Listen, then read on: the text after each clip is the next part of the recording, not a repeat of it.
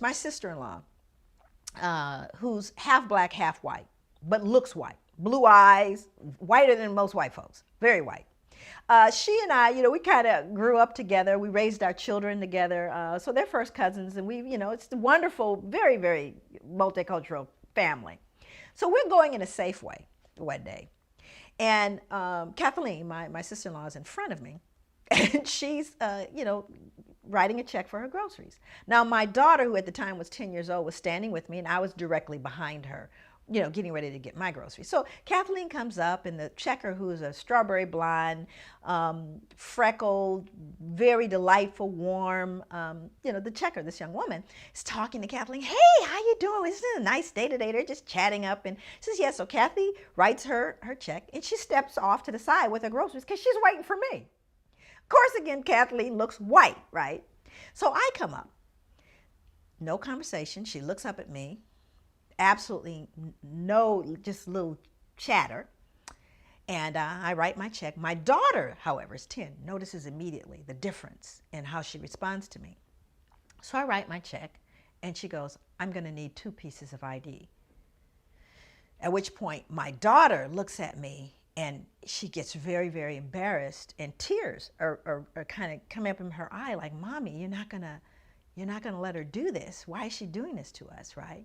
So I'm trying to figure out what I should do, because behind me are 2 elderly white women, right? And I'm thinking, okay, so then I become the angry black woman, right? And they're gonna be, and I'm just trying to second guess all the drama. So then I just give her the 2 pieces of ID. I said, some things you gotta choose your battles, right? And then it gets worse. She pulls out the bad check book, right? So this is the book that shows the people who've written bad checks. So she starts searching for my license in the bad checks, at which point it's just out of control now. Just as I'm standing there trying to decide what to do, and it's really deeply humiliating. Now my daughter is in full-blown emotionally upset, who's 10. My sister-in-law walks back over. And she steps in and she says, excuse me, why are you doing this? And the checker goes, well, what do you mean? She goes, why are you taking her through all of these changes? Why are you doing that? She goes, well, this is our policy. She goes, no, it's not your policy because you didn't do that with me. Oh, well, I know you've been. She goes, no, she's been here for years. I've only lived here for 3 months. And so at this point, the 2 white elderly ladies go, oh, I can't believe what this checker has done with this woman. It is totally unacceptable. At which point, the manager walks over. So the manager walks over and says, is there a problem here? And then my sister-in-law again responds. She goes, yes, there is a problem here. Here is what happened. So you see, she used her white privilege. And even though Kathleen is half black and half white, she recognizes what that means. And she made the statement. She pointed out the injustice. And she, as a result of that one act, influenced everyone in that space. But what would have happened? I can't know for certain had the black woman said, this is unfair. Why are you doing this to me? Would it have had the same impact? But Kathleen knew that she walked through the world differently than I did. And she used her white privilege to educate and make right a situation that was wrong. That's what you can do every single day. Again, this is really a 4-hour lecture, and that's why I said I need the full hour. And people who know about the lecture know that this hour is just not going to make it. But there's a couple of things, that become difficult in addressing a subject like this, post-traumatic slave syndrome. I mean, it's absolutely amazing the response that not just the book, but when I just brought out the topic with folks, how people behave. It was just an amazing response, and as a social scientist, that was particularly something that I paid attention to. I want to acknowledge some people in the room. My sister and dear friend, Avell Gordley, and Faye Birch, Michelle, Samuel Henry. I see Charles McGee, the Dean of the School of Social Work is present. Yeah, like I don't need any more pressure. Again, my colleague, a graduate from the School of Social Work, April Turner, who is just always holding it down, and once again came through for me in terms of helping me with this lecture. I want to talk a little bit about that response because I think as a social scientist, the response is something that warrants our thought. When I mention Holocaust. Folks go, okay, yeah, that was a bad thing. Yeah, don't want it to happen ever again. And if we are thinking that it's going to ever get stopped from being mentioned, Spielberg's going to make certain it never stop. And I'm not mad, because we should also always remember Holocaust so that it's never repeated. But it's an okay thing to say. You following me? It's an okay thing to talk about. So even though you have some folks that may wrinkle, they know better than to publicly act badly about it. But the bottom line is you get to talk about it. You even get to talk about indigenous folks, Aboriginal people here, as well as Aboriginal people in other parts of the world and their suffering. We can talk about just about but when you say slavery, it is amazing the response that happens. So just the response. Come on now. You're not going to mention it. Come on, I mean, get over it. You know, you're free now.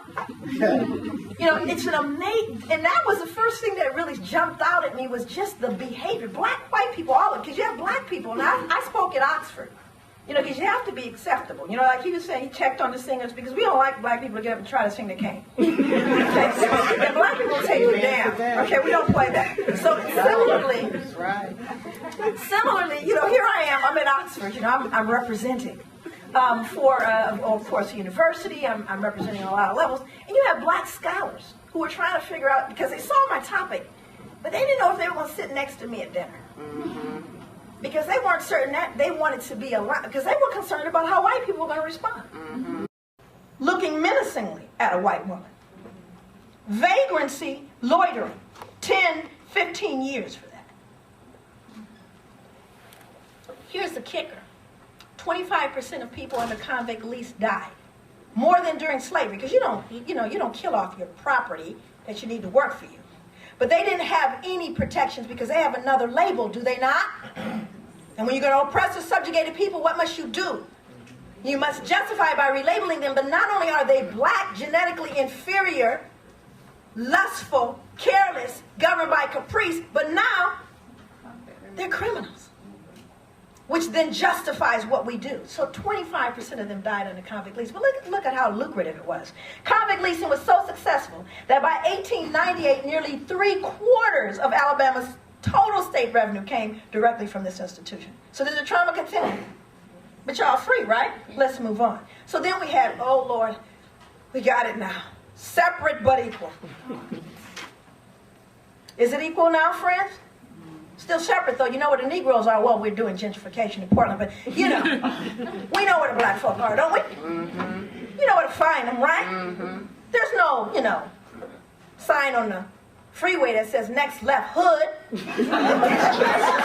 But we know when we're there, don't we? Keep it real. Okay. Separate, never equal. And that's contemporary, right? Now we're going to get to where am I in time? You don't have a concept of that. Where are we? Where's the time person? Where am I in time? You got 25 more minutes. Excellent. So I wanted to endeavor to look at some of the more difficult pieces because I really wanted to take a look at some things that, I tell you, this moves into chapter 3. I need to talk about J. Marion Sims. Could you find his picture? J. Marion. Yes, he came earlier. You'll find it. He cleans up nice. J. Marion Sims, let me tell you a little bit about Jay. How many people, you know him, you know. There are huge statues, edifices for this man. Great thing. How many people in the room know what a vaginal speculum is? For those young men or men in the room that we lost you there, what a vaginal speculum is, it's an instrument that was created to open up the vagina so folks could kind of peer in. Now, J. Marion Sims is the individual credited with that creation, and he is touted as being the wealthiest physician to have ever lived. J. Marion Sims was a physician in the mid-1800s, credited with the creation of the first vaginal speculum, which he made from a pewter spoon.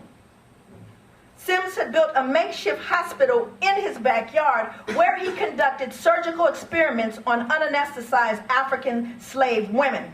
Sims reasoned that slave women were able to bear great pain because their race made them more durable, and thus they were well suited for painful medical experimentation. So this is someone who took an oath to do no harm. And he cut into black women without any anesthesia. Now let me kind of get close with you around why this becomes very important. J. Marion Sims becomes very important because the first question I asked was, first of all, where do all the women come from? How did he get them? And what the problem was is it would be said that these women were not fit for duty by their slave masters. And here's why they weren't fit for duty. Many of the women suffered from what was called a fistula. An obstetric fistula is the breakdown of tissue in the vaginal wall, frequently as a result of childbirth, which affects the bladder and or the rectum. The disorder causes leakage of urine and feces into the vagina, which made for a smelly and humiliating existence for the women. However, this condition did not preclude these slave women from participating in their daily work on the plantation, such as picking cotton, house cleaning, cooking, etc. So what duty were the women then unfit for? The obvious answer is that while black slave women were required to do manual labor alongside their black male counterparts, one of their other inescapable duties was to sexually serve their slave masters. Their malodorous condition made them less sexually desirable, and thus they were unfit for duty. So you need to clean them up, Marion Sims, so we can do them. But what's more important about this is how we justify. Remember, in order to oppress or subjugate, you have to justify that behavior. But it wasn't only the women that suffered under his reign. Could you show the all, please? Slave women were not the only group to suffer. Black infants represent the most innocent of Sims' victims. Black infants suffered from what he termed trismus nascentium, now commonly referred to as neonatal tetanus. Tetanus originates in horse manure. The likely cause of the disease, enslaved infants, given their living condition and their proximity to animal stables.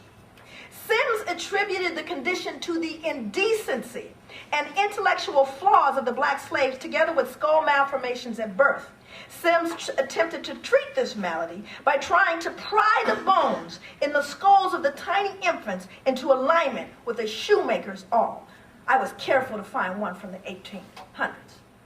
He would stick that into the brain and the skulls of black infants at birth in an effort to realign their skulls because of the indecency of their parents. He is worshipped in this medical world, J. Marion Sims. But I was more curious about how a physician could do such a thing. And here's how you do it. You pathologize the people. Now, let me read what they said about black women, because it gets real specific, black women. Their first pathological symptom was their skin color.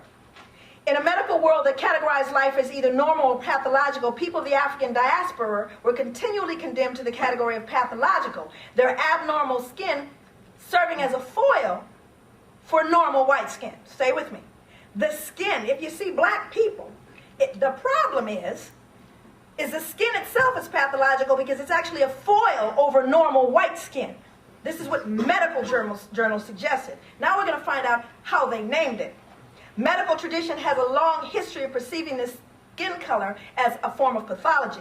The favorite theory, which reappears with some frequency in the early 19th century, is that the skin color and attendant physiognomy of the black, here's the reason why y'all black, is because of congenital leprosy. This is why there's so many of us. We all have congenital leprosy. Now, we have a second symptom. The second symptom of pathology was gender. Black females were perceived to be irreligious, lustful, and immoderate. Well, that's convenient, isn't it? Let's take a look at that. We need to really take a look at this one, because I have a whole chapter on rape. Can't even get close to what that did to me. There were over, and comes out of a social work book. In a social work book, it states that there were over 600,000 mixed-race babies born in the mid-1800s, based on the census. Now, this was during miscegenation. That means it's illegal to marry. So who was sneaking out back, and who was raping whom? We have numbers. Young girls rarely made it to their teens before they were raped. But let's put that in perspective as a social scientist. Now, I want to get into that, to the fact that we were lustful, because then you see it's their fault, isn't it? Surely I raped them, but didn't they deserve it? Now we need evidence of how we know they're lustful and immoderate and immoral. Here we go. Their protruding buttocks and genitals were offered as physical evidence of their pathology. Anybody up there with a big butt? Anybody with a big butt out there? There you have it, you slut.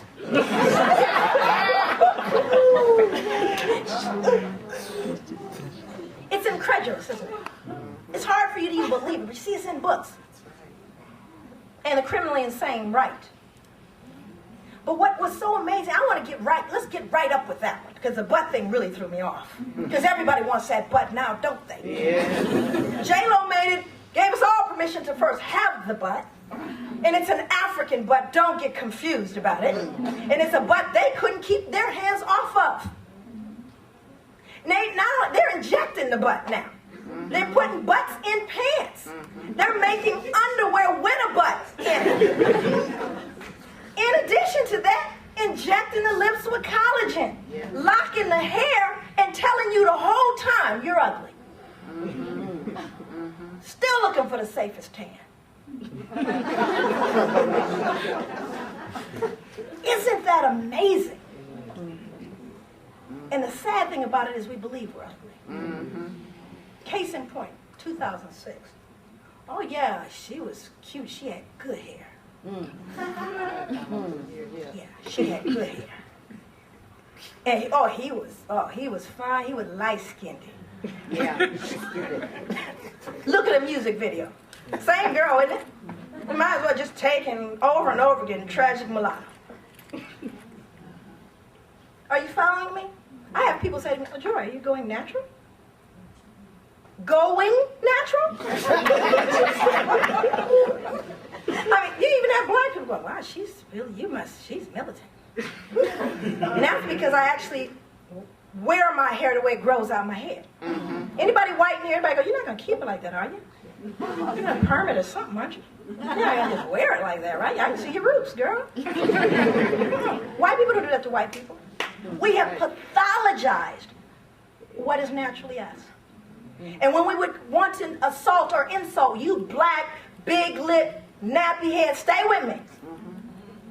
You see, that's called post-traumatic slave syndrome. That's what that looks like. And then white people go, well, no wonder, look at them. They're so negative. Right? So let's move on. So then after all that, I want to take a look at another piece, because again, when you think of someone that raped and did horrible things, you get the picture of a big gut, toothless wonder. And a straw hat and, get the boys and go on out there and get them. Well, let's just move and start looking at the impact the strange fruit had. You all know what strange fruit, Billy got in trouble for reporting that one. But let's talk about the strange fruit. And now this isn't in the book, by the way. I didn't put ugly pictures in the book. I'm not interested in re-injuring black people. But I want you to look at this picture, and there's only one reason why I want you to look at it, is I want you to look at who's in it. This is just plain old regular folk. And the way that little girl is looking at that man, she can't be right. That's what's wrong with white people, by the way. It's right there in that picture. Because, see, no one talks about what happened to white people.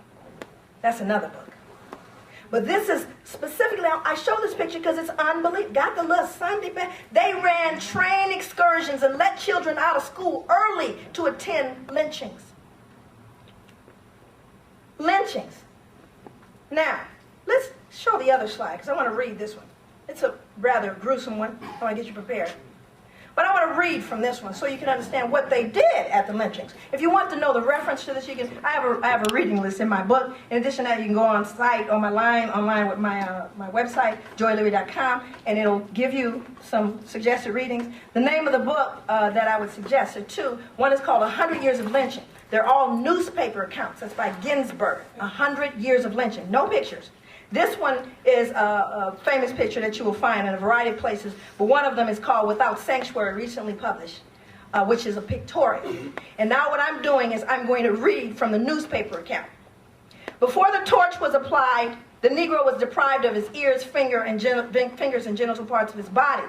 He pleaded pitifully for his life while the mutilation was going on, but stood the ordeal of fire with surprising fortitude.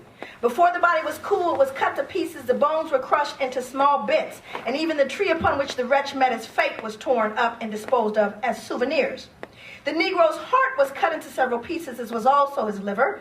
Those unable to obtain the ghastly relics direct paid their more fortunate possessors extravagant sums for them. Small pieces of bone went for 25 cents, and a bit of the liver crisply cooked sold for 10 cents. As soon as the Negro was seen to be dead, there was a tremendous struggle among the crowd to secure the souvenirs. Knives were quickly produced, and soon the body was dismembered.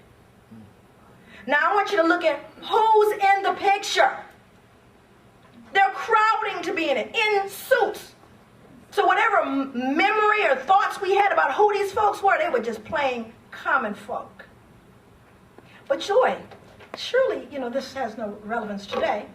Between 1882 and 1967, 200 bills, and Senator Avell Gordley wouldn't know about this one, 200 bills were presented before Congress to outlaw lynching. Additionally, 7 presidents urged Congress to end the practice. Each and every time these efforts were rejected by the Congress, and lynchings continued unabated and unpunished. It was not until 2005 that the U.S. Senate offered an apology for what it termed domestic terrorism against mostly black people. And even then, folks wouldn't sign on it. So did the trauma continue? Boy, we're an amazing people. We're an amazing people. But we don't know who we are. And you cannot heal what you don't understand. We can't heal it if we won't look at it. So how does it manifest itself? Very quickly, let me go through some of my research, because I'm going to give you some examples of it. There's a chart, and I did work specifically on African-American male youth violence. I didn't want to look at violence, by the way. What I really wanted to look at was something I term in the book vacant esteem, one of the symptoms of post-traumatic slave syndrome. Vacant esteem should not be somehow confused with low self-esteem. Low self-esteem is when you can't do as many chin-ups as maybe your sister or your brother. I'm not talking about that. And I don't think esteem should be measured in terms of low and high, because there are people with perfectly high self-esteem that are assholes. And you have to go to meetings with them, don't you? But they have high self-esteem. They ain't right, though. So I think esteem should be measured in terms of accurate esteem. It's accurate esteem. Do you have an assessment of yourself that is appropriate? Not high or low, accurate, and healthy. So these are things I looked at. I don't want to look at this. I told you, I don't want to look at violence. Why? Because my committee told me that vacant esteem wasn't a social problem. Clearly, that's not a social problem. A social problem, let me define it. Remember my graduate work. A social problem is a social problem. It can be defined as a social problem if a significant number of people believe that it is a social problem, or significant persons believe it is a social problem. And we didn't qualify for either of those, not black people. But let me tell you why I wanted to look at self-esteem. I wanted to look at self-esteem because my first work was with children. I saw things happening with black children that bothered me, disturbed me. Aside from the good hair, bad hair, and all the other ugly, negative black epithets that we would throw at one another that I heard in contemporary world around me, I was concerned about what I saw happening to the hearts and minds of little black children. And one of the things that I started to notice happened directly after I had come from South Africa in 1994. I went to South Africa on the heels of the inauguration of Nelson Mandela. And it was a tough time in the country. And it was an incredible time for me because it was in a fact for me, in a way, a rebirth, a pilgrimage, a point of normalcy that I never knew, because I never knew how to feel normal as a black person in America. This is an article recently published called, it says, "My black skin makes my white coat vanish." This is a doctor who was standing in the lobby, and her clients would go, "Where's the doctor?" Right? We're invisible. And I grew up being invisible, discounted on a daily basis. So when I went to Africa, it was the first time in my life it felt normal being black. And so I cried a lot. I cried so much, in fact, the eight of the women that I was traveling with got a little through with me. Now, there's a reason why they got a little through with me. The reason they got a little through with me is because, see, in South Africa, in this southern region, actually I was in 4 countries, when you cry, you know, here they go, get that girl a tissue. Find a tissue, dry it up. In Africa, they sing. And they just start singing. 4-part harmony and breaking it off, right?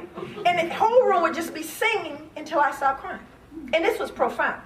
The Queen of Lesotho had her royal choir come and sing to this group of 9 African-American women who were professionals traveling throughout the southern region. And this was really good and emotional, except there's a little catch. After they finished singing, they asked us to offer a few songs. And contrary to popular belief, we can't all sing.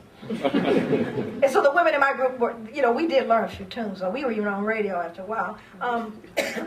But my sister, who was traveling with me, we were on our way to Lesotho, actually, and they got up and they met without me, the women. And so when I woke up, my sister said, "Joy, you know we're going to Lesotho today." I said, "Yeah, I know." She goes, "And Joy, we're not singing in Lesotho." So whatever you need to do, Joy, to get your little stuff together, we need you to do that because we're not singing in Lesotho.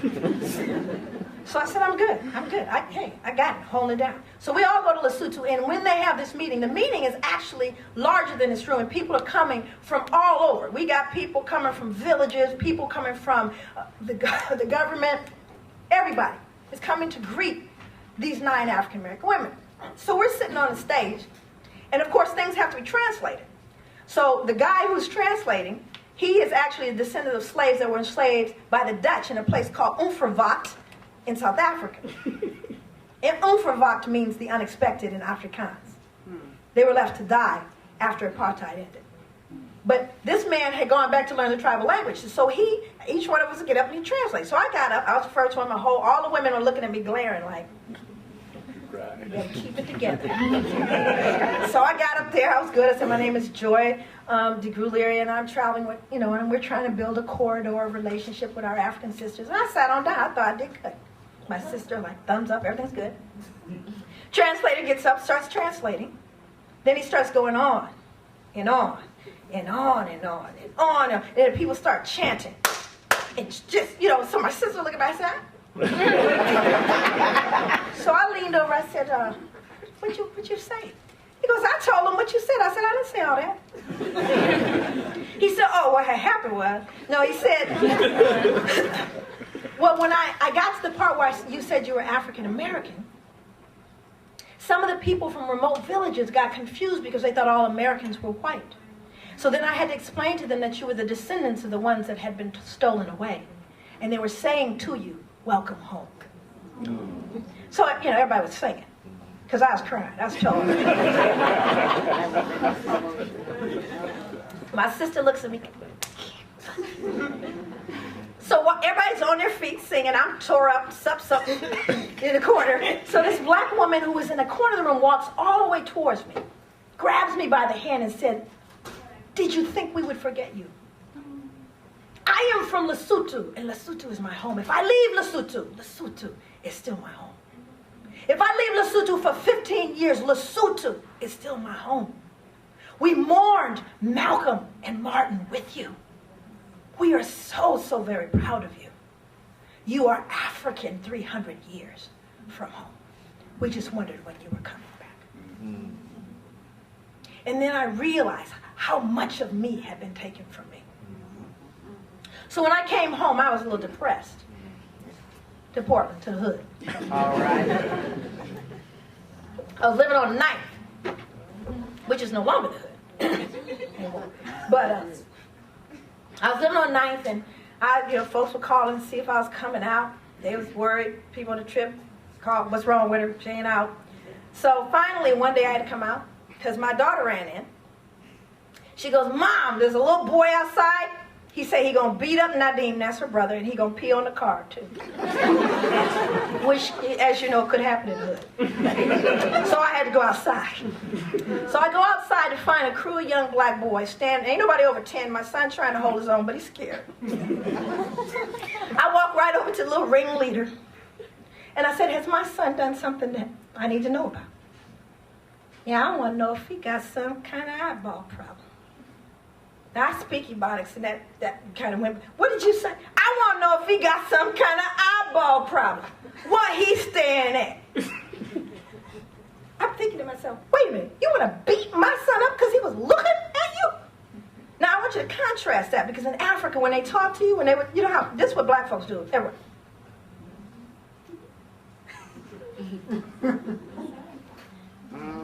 Don't we do that? But white people ask you, God, you have so many friends. But that's an acknowledgement. We walk down the street in the grocery and try not to acknowledge somebody. What, you too good? You don't do that, because it's so important in African culture. Or in Africa, it's even a step further. In all the languages, it translates to meaning, I see you. Yes. And isn't that what we're doing when we do this? Mm-hmm. Now, we don't have a language anymore, but we kept that. Mm-hmm. Right? So I'm looking at this boy telling me that he gonna beat my son into the ground because he was looking at him. I said, he could have been looking at you because he thought maybe you want to play a little basketball one-on-one. We got the hoop out here. He could have been looking at you because he could have maybe played a little video game. We got a little video game inside. He could have been looking at you because you know the park right down the street on 9th and Fremont. Maybe y'all could almost kick it. Right? So the little kids are looking at me like, whoa. I got a little therapeutic on them. So, finally, I give them my spiel about how we have to keep ourselves safe in the community. And how you have to protect one another and stand together. And then I remembered Africa. And Africa said, I see you. And African said, what you looking at? What? Well, let me put that in perspective for you. Because that happens, doesn't it? Let me put this in perspective as it relates to this. This comes out of the article I wrote. And, of course, you can find this article. It's very important. The Journal on Social Work, Research, and Practice. And you can go on my site and download it as well. So on African American Adolescent Respect, the scale that I wrote. But I want to read this particular excerpt from it so you can put in perspective in contemporary society what I mean about that, what you're looking at. According to Anderson, respect is an essential part of street rules that are strictly enforced and regulated. Simply maintaining eye contact for too long may be viewed as a lack of respect and affront that can escalate into a confrontation. In a similar vein, a snide remark that might otherwise be viewed as trivial may lead to an honor contest. Boy, I wish I had more time to talk to you about that. Where no party backs down until someone is injured.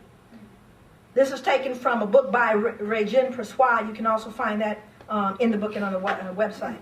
This is a quote. On my way back from school, I saw a young brother on a crowded N train eating sunflower seeds. Between his legs laid a mound of wet, disgusting sunflower shells that he kept enlarging by spitting on the floor. Though visibly frustrated and disgusted by his behavior, no one would dare challenge his position. An older white man motioned to him to stop spitting the seeds on the floor. In response, he spat the seeds with much more animation than before, while effortlessly trying to stare fear into the old man. I made eye contact with him. And he said, what? What? Believe me, in the world of powerlessness, this is enough for a shootout. He leered at me, then said, I thought so. And I responded with my generation's favorite confrontation closer, whatever. Mm-hmm. Now we were both snaring, sneering, staring, flexing, profiling, and posturing at each other, refusing to yield the power we thought we had, creating two more powerless brothers in a confrontation over bullshit. to intellectual amputees looking for the upper hand while mentally handcuffed. That's today. That goes on. So I wanted to understand, what is a relationship with that contemporary behavior? And why did that little boy look at my son and feel so threatened by him looking at him? What must he have thought my son was seeing? Because based on what we know about Erickson's model of development, what we know about Piaget, what we understand about human development, is that I attain to my self-concept based upon the appraisal of significant others in my life. So I am not who I think I am, and I am not who you think I am. I am who I think that you think that I am. So what did he think my son believed about him? What did he see peering back at him? He saw peering back what he hated in himself, and he was 10 years old. And I said, what has happened to this little boy that he cannot withstand a gaze? That he so hates the reflection in the mirror that he would destroy my son to destroy the image. That is post-traumatic slave syndrome. That's why I endeavored to look, and I didn't want to look at violence. I wanted to look at the internalized violence, but that wasn't a social problem. So then I looked at young men that hurt each other.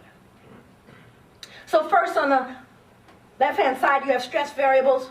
The first two variables are what we call baseline variables: violence witnessing and violence victimization. On the right-hand side, you have the dependent variable. In other words, I'm trying to predict this, and that is use of violence. I'm trying to see what the other variables have to do with the use of violence. So now those two baseline variables we already know produce violence. When people witness violence or experience being hurt, they are more likely to be violent. Fundamental basis baseline. The variable at the end is called daily urban habits. Now this was written by a black man, this scale. Sometimes, how many people have heard of a stress inventory? Basically, they say if you move, you get some points. You get divorced, the dog dies, anything, you get points. And we should have black on there, huh? Because being black creates a stressor, does it not? Now I want you to know, being black and living in this skin, we've normalized the stress. Haven't we? It happens so often, and they wonder why you act up when you get to the office. Because by the time you get to the office, you will have been assaulted so many times before you got there. You know, the person that somehow you're standing in front of them, but you're invisible to. By the time you get to work, the person that's sitting right next to you that doesn't say hello to you. You know, because that happens every time. You're invisible at work. All black people are invisible at white environments for a number of reasons. I don't have time to talk about that. But one of them is, in African culture, this is what we always do. And you know what? If I see you this morning, I see you later on, I'm going to do that again. Because it's something we do. And you have people where greeting is perfunctory, so they'll look at you and keep going. Standing right next to you. Or they'll go, excuse me, can you get me those papers? What black people going to say? Hello? Good morning? Good afternoon? Right? Oh, well, hi. Could you get me those papers? Right? Because we have a very different experience living here in America. But one of the things that I understand is not respecting a person, and the idea of the stressors associated with being black, putting electrodes on a black man when a police car drives up behind him. Let's measure that stress. 2 books, I have to name these because I'm not going to have time to talk about them. You must get, after you get mine. One is called Breaking Rank. Norm Stamper, 34-year police veteran, chief of police for Seattle, retired, chief of police for San Diego, retired, wrote a book called Breaking Rank, has a chapter entitled Why White Cops Kill Black Men. Whole chapter. He told on everybody. And when he broke rank, he took folks down. He took them down. I don't know what happened to this man, but he started telling the truth. There is a slide you have to show. And that is the one where it says, oh, you got it up there. Yeah, sorry. I'm sorry, I didn't see it.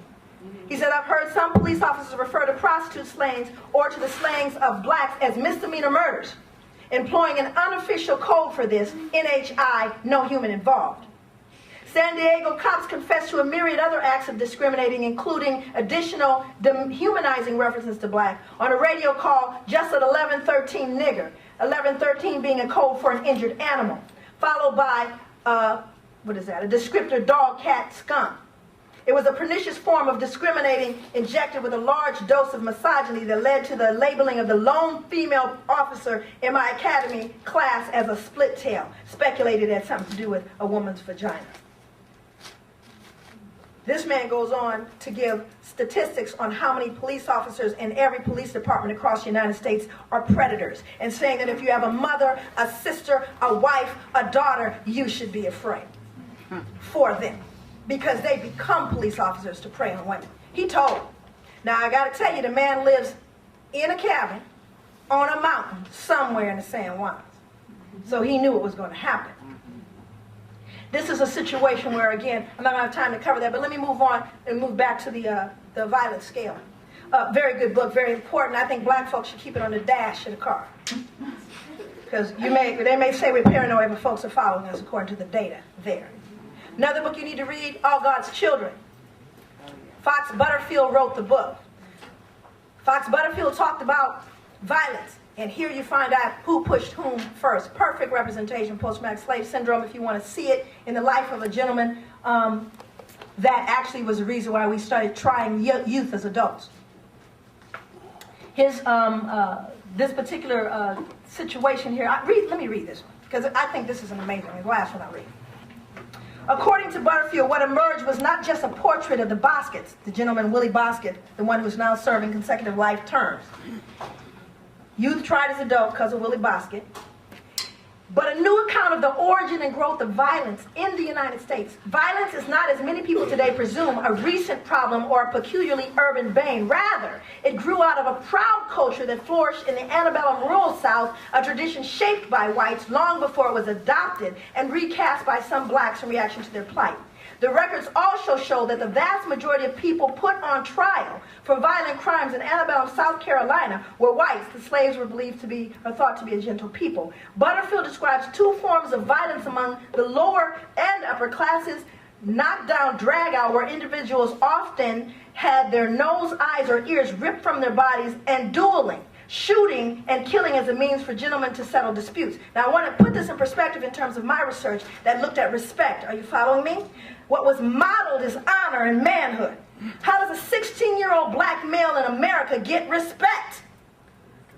Remember who modeled it. A duel is just a dressed-up drive-by. But what I understand about that how are you a man as a black man in America? If you don't have the material means to assert dominance or control over your resources, you have learned helplessness. Research tells us that too. Or you have hyper-masculinity, where I've got to assert my manhood somewhere and somehow. So I'll strike fear in you. Survival, adaptation. Adaptation. How do you learn to survive and adapt in a hostile environment? That's what black people have done all this time. And sometimes we heal crooked. Sometimes we did. But let me tell you this one thing. I don't know, where am I in time? Okay, let me just move, and I'll give you time to give me questions. But I want to give you, let's see, put the slide up in terms of adaptation. What I did discover in my research, by the way, is that all my hypotheses are correct. The more urban hassles, more violence, more victimization, more violence, more witnessing, more violence. Racial socialization, middle variable, written by Howard Stevenson, out of Penn State, black man. He said, this is a resiliency factor, so pay attention to this. He suggested racial socialization as an important way of measuring how black people cope and adapt. Well, what is racial socialization? You help black children, black men, women know that you're walking out on a racially charged battlefield, but you give them armor. I'm going to tell you, you don't have to be worried. You don't have to trust what my high school counselor told me, which was that I wasn't college material. Don't trust that. But you know what? We got your back. You got a God. You got mama, daddy, big mama, big daddy. We here for you. And guess what? You're not a descendant of slaves after all. You're a descendant of captured free men and women. And you know what? It's going to be all right, because joy comes in the morning. And we found out that the way you socialize a black child, you have less violence. I look right here in Portland. 200 African-American males, 100 incarcerated, 100 were not. Some of them were in the Rites of Passage program. People know Kevin Fuller. Yeah, I used that as a control group, and I used 100 of them that were incarcerated, and found out that those who were racially socialized were less likely to be violent. But more important was what I discovered about respect. And what I discovered about respect is that when you disrespect black males, and what do they do in prison? They try to break them. You're going to create a prisoner. You're going to create a criminal. You're going to create a sociopath. Because if you disrespect him, you're going to have more violence. And guess what? I put all the variables, multiple regression, stepwise regression analysis. So I wanted to look at all the variables and how they behaved and performed. Highest, greatest predictors of violence. What were the most significant predictors of violence among African American male youth? All 200 of them. After victimization and witnessing fell out, respect. Now, more importantly, what does respect mean? What does respect mean to a black male? I ask people, what does respect mean? I asked white men. White men told me it means earned regard. When I asked black men, they said it's a sense of worth and value. Much deeper, isn't it? Guess what respect means? Doesn't mean either of those, by the way. Comes from the Latin. Respect. Look again. That's what respect means. Look at me again. Don't look the first time. Look again. That's what it means to respect. And that's all these young men were saying, please look at me again. And I want you to put that in context. I see you. Look again. That's what my research taught me. That these young men wanted you to look at them again. But we can't look past our socialization in America. So we need to socialize them. These are the destructive behaviors. Let's look at the corrective behaviors. I'll just put it up there and we'll talk about them. Because we did have, not pathology, we have resiliency built up. These are the things we've used through the years, and I've broken them down from Ma'afa all the way to current status, the things. And I want to note for you that during Katrina, after we all know little was done, they employed the very same methods to wrap you in so that you would go to sleep, to subjugate and oppress. What do you have to do to subjugate or oppress any group of people? You must justify the behavior by what? Relabeling them, and after all, they're just looters and rapists. Didn't they wrap you in that and go black? More died after that. I've been in the Ninth Ward. My family's from Louisiana. But they aren't even telling you the number that died after Katrina. They don't even tell you about it because they've already convinced you they're bad people, even here in Portland. In Dallas, everywhere. We've relabeled them so everybody can wrap themselves in that. So we do have positive behaviors. We do understand once we look at some of these behaviors around how we look at each other, how our attitudes, we can in fact turn them around, but you can't change what you don't know. The book is full of those. I certainly didn't have enough time in this day to share it. I don't do justice to what the book does because it does go in great depth. Chapter 6, which is a chapter on healing, the reason I wrote the book. Note the title, Post-Traumatic Slave Syndrome, America's Legacy of Enduring Injury and Healing. We can heal. Imagine we've come this far with no help. Imagine how much more we can do if we understand. And we can start changing it. Thank you very much.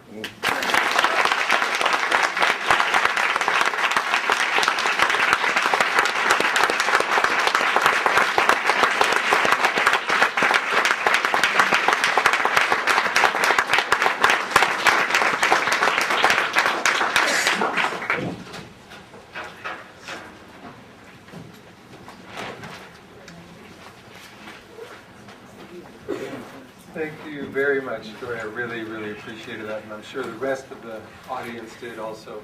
I'm just kind of bowled over it. That really impacted me, and I don't really know where to start. So what I would like, we don't have any time. We were supposed to end at 1:30, but I just was not going to interrupt her. And, if people have any questions, this is the time, or you can wait till it's over. Thank you.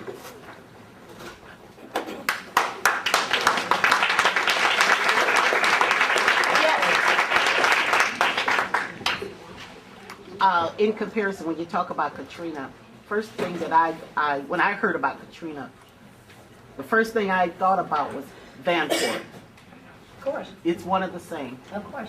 So, And Vanport flood, the displacement, all the things were the same, and also the disparity with what black people who experience, not just black people, but poor whites as well. Matter of fact, they used to do I don't know if they do it now for incoming professors here at Portland State, they used to show a video of the making, because this was called Vanport College.